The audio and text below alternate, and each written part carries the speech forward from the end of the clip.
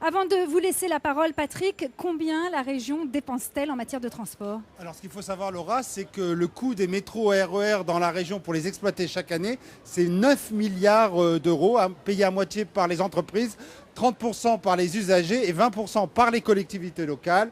La région, en termes de fonctionnement, donne environ 800 millions par an. Elle en donne autant en termes d'investissement, 800 millions aussi, ce qui fait un budget de 1,6 milliard par an. Le tiers de son budget, le tiers du budget de la région va au transport en commun. Place au débat. Place au débat. Alors, tout de suite, messieurs, dames, une réaction sur le tramway. Monsieur Huchon, place aux dames, honneur aux dames. Alors d'abord, vous revendiquez, vous étiez dans l'opposition, Valérie Pécresse, toutes ces années, mais vous revendiquez quand même d'avoir contribué à ce que ce tramway se fasse. Oui, parce que si j'étais dans l'opposition à la région, j'étais au gouvernement. Et nous avons eu toute une série de rebondissements dans cette affaire du tramway. Comme je suis députée de Vélizy et que ça fait 15 ans qu'on l'attend, eh bien, on a beaucoup travaillé sur ce sujet, notamment quand l'entreprise exploitante du tramway, l'entreprise LOR, qui construit le matériel roulant, a eu des grosses difficultés. Il a fallu que eh bien, Nicolas Sarkozy, François Fillon à l'époque, qui était au gouvernement, travaille sur la reprise de cette entreprise, sur le sauvetage de ce tramway sur pneus. Mais soyons vigilants, hein, on n'est pas au bout du tunnel encore. Le tramway n'est pas à Viroflay encore. On va y arriver. Donc, on l'attend. Monsieur Huchon, 20 ans pour faire un tramway, c'est quand même trop long. Écoutez, nous avons, la responsabilité des transports en Île-de-France depuis 2006. Donc nous avons beaucoup avancé, beaucoup travaillé.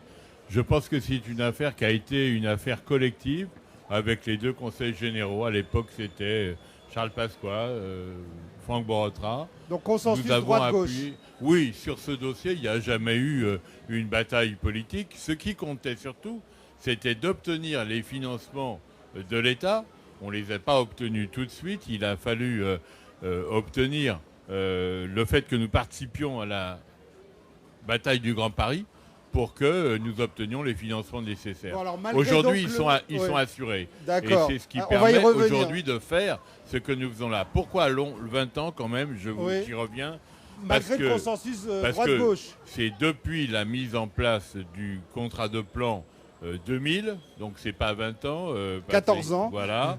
Et c'est surtout parce que le sujet et le choix du matériel et du procédé était particulier. On en a parlé pendant l'émission. Oui, mais c'est ça qui a été une source de retard. Alors Laura, l'actualité, c'est le pass Navigo. Bien sûr, l'actualité de la semaine, c'est l'arrivée du pass Navigo, tarif unique pour toute l'Île-de-France, 70 €. Valérie Pécresse, dans un an, si vous êtes élu au Conseil régional, est-ce que vous allez le maintenir, ce pass Navigo? D'abord, avant de parler du pass Navigo à 70 €, je voudrais quand même que les usagers qui nous écoutent n'aient pas une très mauvaise surprise, une gueule de bois le 1er janvier. Parce qu'au 1er janvier, le pass Navigo, il va continuer d'augmenter. Il sera à 89 € en zone 4, il sera à 107 € en zone 5, en zone 3, à 105 € en zone 4 et à 117 1er janvier 2015. Oui, et à 116 €. Oui, attendez, non, mais Monsieur Ferrand, c'est très important. Oui. Au 1er janvier 2015, c'est-à-dire dans 3 semaines, le pass Navigo de la zone 3, de la zone 4 et de la zone 5 va augmenter. On finira à 116 € dans ma circonscription. Monsieur Huchon a promis un pass Navigo à 70 € à la rentrée 2015. Si vous êtes élu président du Conseil Ferrand, régional... vous voulez vraiment pas me laisser finir mon raisonnement. On a très peu, vous le savez. Non, mais d'accord, mais je voudrais quand même expliquer les choses parce qu'il ne faut pas prendre les enfants du bon Dieu pour des canards sauvages. Vous dites que c'est un tarif électoral. Bien entendu, c'est un tarif électoral. Qu'est-ce qui change entre le 1er janvier, où il y a l'obligation d'augmenter les tarifs pour investir, et entre le 1er octobre 2015, où le pass Navigo à 70 € va être élu? C'est les élections régionales qui ont lieu en décembre 2015. Vous êtes élu présidente de la région. Qu'est-ce que vous faites? Vous le maintenez ou pas? Eh bien, je demande à Manuel Valls de payer la facture. La facture de ce pass Navigo à 70 €, c'est 300 millions d'euros non financés. Il y a 200 millions qui sont payés par les entreprises. Il y a 300 millions d'euros de trous dans la caisse. Donc il manque 200 à 300 millions d'euros. Où est-ce que vous trouvez, vous avez un trésor caché, où est-ce que vous trouvez les 200 à 300 millions d'euros qui manquent pour financer le pass Navigo? Je crois qu'il faut d'abord se souvenir et se féliciter que les entreprises aient accepté de participer parce qu'elles y trouvent leur intérêt, et en particulier parce que les petites et moyennes entreprises, n'étant pas touchées par le versement transport, vont réaliser une véritable économie sur les remboursements à leurs salariés. Deuxième avantage du pass Navigo, il est considérable, c'est que c'est une baisse pour les gens qui sont en zone 5, à Coulommiers, à Cergy, etc. Ils vont, eux, payer 40 € de moins, et ce qui, pour un couple, représente une économie de 1 000 € au cours de l'année. Les entreprises vont vous apporter à peu près Oui, 200 millions mais d'euros. pour le reste, Donc il vous manque 200 à 300 millions. Qu'est-ce pour que le reste, vous les Patrick trouvez? Ferrand, moi, j'ai toujours fait ce que je disais. J'ai toujours tenu mes engagements. Je suis engagé à faire le pass Navigo. C'est pour moi une priorité absolue de la région parce que les habitants en ont besoin, parce que c'est du pouvoir d'achat, parce que c'est bon pour les entreprises, parce que c'est bon pour les transports. Et donc les 200 millions, ils viennent d'où alors? Eh bien, ils vont venir en redéploiement sur mon budget. J'y suis prêt. Ma majorité a voté le pass Navigo. Vous pouvez faire Elle 200 le fera millions avec moi. d'économies? Mais bien entendu, parce que il faut savoir ce qu'on veut. Si on veut vraiment faire avancer les transports, qui sont la première compétence de la région. Et mes opposants me disent toujours, mais vous vous dispersez sur différents sujets. Et moi, je dis, chiche, je vais faire encore plus de transports. Et c'est maintenant qu'ils me disent, oh là là, faudrait pas toucher aux autres sujets. Bon, alors Valérie Pécresse, donc il y a un vrai problème. Vous êtes présidente de la région. Au 1er janvier 2016, vous avez dit le prix du pass Navigo, ça devrait être 90 €. Vous le portez à 90 €? Monsieur Patrick Ferrand, je n'ai pas dit ça, c'est Jean-Paul Huchon qui a dit le tarif d'équilibre, c'est 85 €. Non, je vous ai dit ce que je ferais. Je demanderais à Manuel Valls de payer ce cadeau électoral. mais je vous n'augmentez pas le pass Navigo. Monsieur Ferrand, est-ce que je peux simplement revenir sur ce qui vient d'être dit? Rapidement, parce qu'on va changer de sujet. Mais 300 millions d'euros par an de manque à gagner, c'est soit des impôts supplémentaires, soit des investissements en moins. Avec 300 millions par an, pendant 10 ans, ça fait 3 milliards. On rénove tous les RER. Voilà. Alors on va parler de ça. Laura, justement, qu'on en parle, on va en parler. Laura, Laura, c'est bien, allez, mais Laura, parler aux laissez usagers, Laura c'est vous mieux. poser une question. Alors justement, Jean-Paul Huchon, revenons sur les usagers, sur leur quotidien. Est-ce que finalement, ils n'attendent pas qu'on améliore concrètement leur confort? Mais bien sûr, vous savez, je suis parfaitement au courant des difficultés qu'ont les usagers dans certaines lignes de transport, pas toutes les lignes. Et au centre de l'agglomération, ça marche mieux qu'en périphérie, d'où la raison pour laquelle nous faisons cette mesure de pass Navigo. Mais les investissements, ils sont sécurisés. Le gouvernement a fait voter à l'Assemblée 140 millions pour la région et pour ses transports. Nous engageons... On peut faire le pass Navigo et investir, faire de nouvelles lignes de métro, de RER, de tramway, vous Mais avez Patrick, les moyens de tout je faire. voudrais vous faire remarquer une chose. C'est pas parce que vous allez augmenter le prix du transport comme le proposerait Mme Pécresse Non, c'est pas ce que que j'ai ça va accélérer les tunneliers et les investissements. Actuellement, au point de vue argent, tout est là. Si j'ose dire, les opérateurs n'ont plus qu'à travailler, ils sont parfaitement garantis sur tous les financements. Et donc, s'il y a des retards ou des difficultés, c'est parce que les opérateurs rencontrent des difficultés, Mais est-ce que parfois la priorité internes, des parfois usagers, externes. c'est pas d'avoir un RER plus confortable, Mais à l'heure, tous les attendez, jours, on etc., change plutôt tout. que le pass Navigo On change unique. tous les matériels. On a encore voté pour 800 millions d'euros de matériel au dernier Conseil du STIF.